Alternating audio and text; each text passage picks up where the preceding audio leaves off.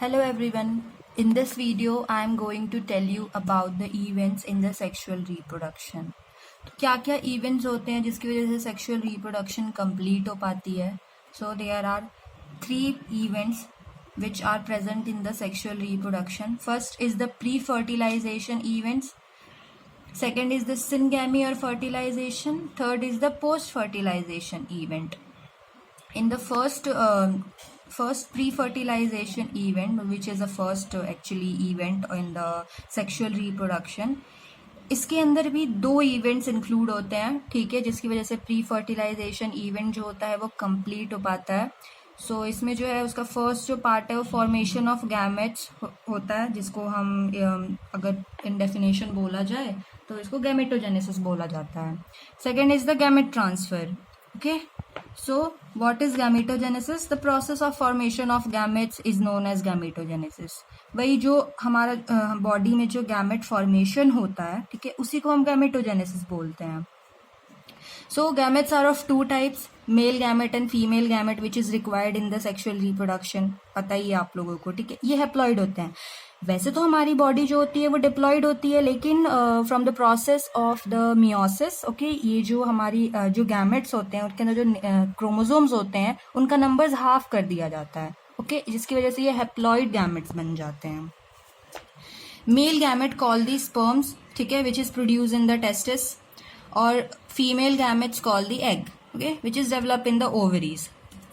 सो मैं आपको थोड़ा सा एक्स्ट्रा बताना चाहूंगी the cell division during the gametogenesis.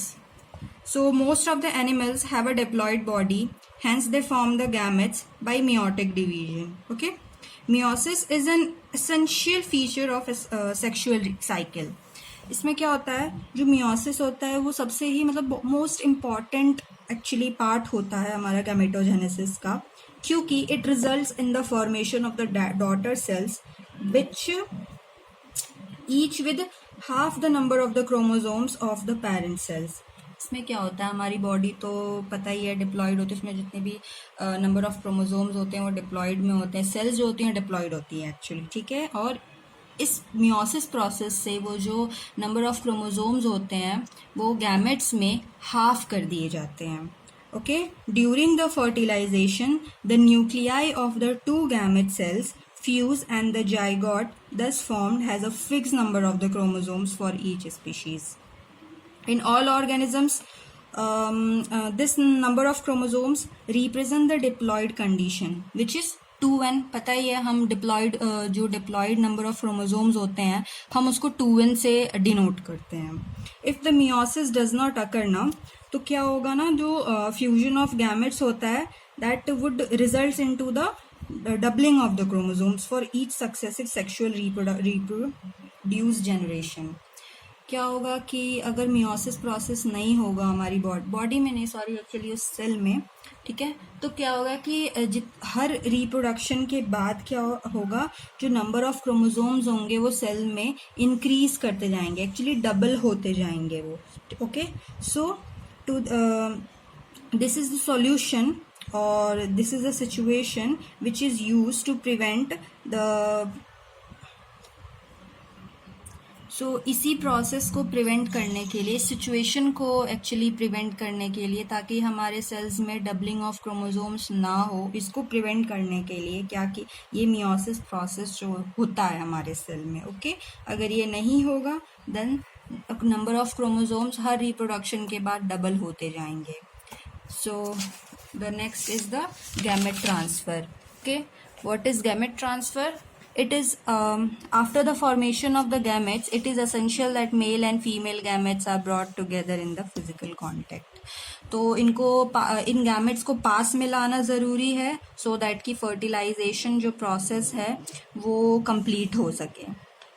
Next जो है हमारा सिंगेमी और फर्टिलाइजेशन. व्हाट इज सिंगेमी और fertilisation? So the fusion of gametes is called syngamy.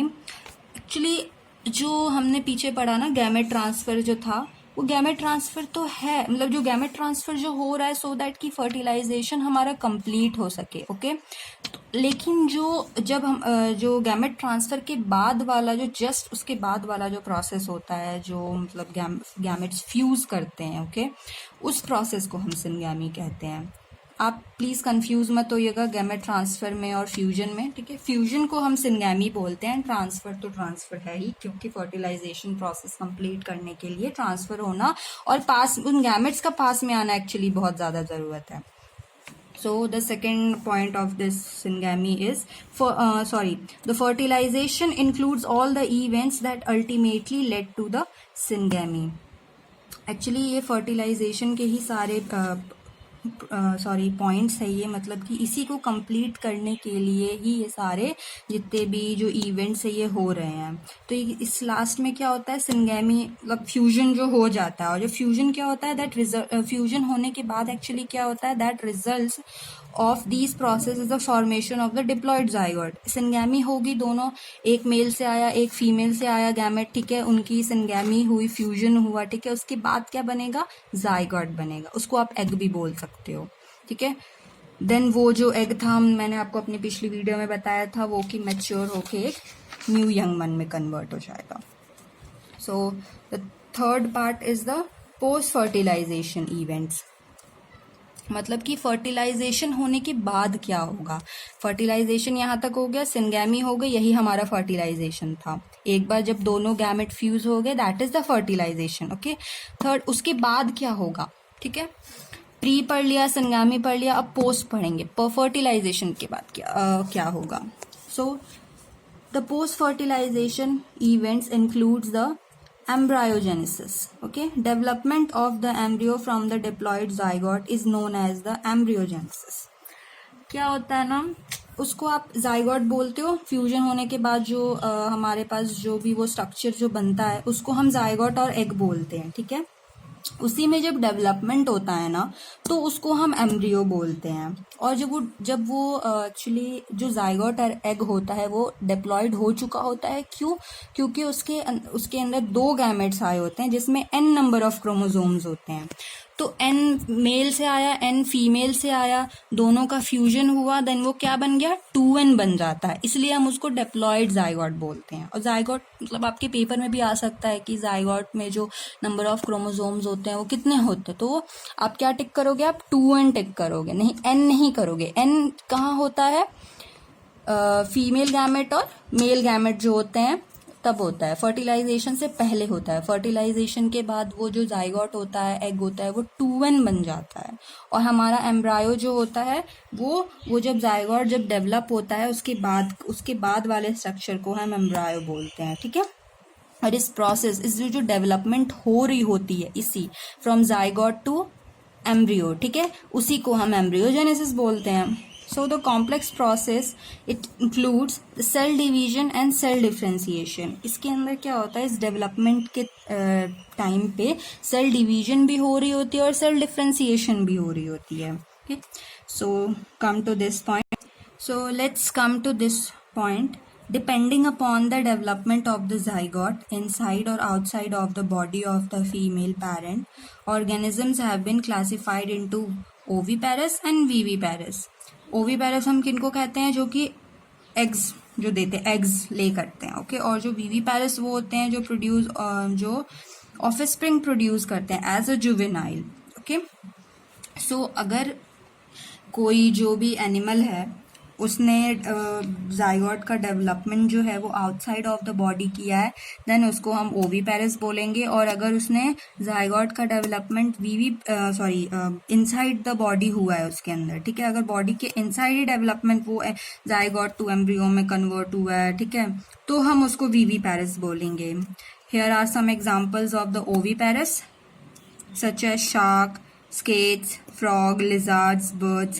These are the examples of the oviparous। ये लोग क्या करते हैं, ये इनका एग बनता है बॉडी में, ठीक है, जो भी है फ्यूजन हुआ उसके बाद ये क्या करते हैं, ये एग ले करते हैं, एंड देन उसके बाद सारा जो डेवलपमेंट है उस एग का सब outside of the female body होता है, इसीलिए हम उनको ओविपैरस बोलते हैं। The yolk in the egg supplies food to the embryo. और उनको, जैसे हम तो ये सोचते हैं ना कि वो तो बॉडी से बाहर निकल गया है, देन उसको फूड कैसे प्रोवाइड होगा, एनर्जी कैसे प्रोवाइड होगी, जो भी जो डेवलप हो रहा है ठीक है, उसके अंदर जो ऑफ स्प्रिंग प्रोड्यूस हो रहा है उसको कहाँ से फूड मिलेगा, तो जो एग का जो योक होता है that provide the food to the embryo. Okay, so viviparous मैंने बताया कि outside inside of the body होगा इसका डेवलपमेंट जाइगोट का।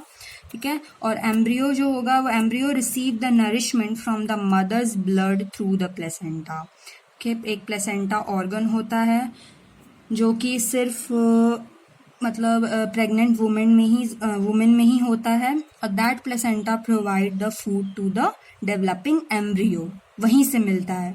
ठीक है, so this was all about the sexual reproduction. अगर आपको कोई भी चीज़ नहीं समझ में आई होगी तो आप प्लीज़ दोबारा वीडियो को देखिए, बार बार देखिए। ठीक है, और अगर कुछ डाउट हो तो आप मुझे कमेंट सेक्शन में पूछ सकते हो। So thank you.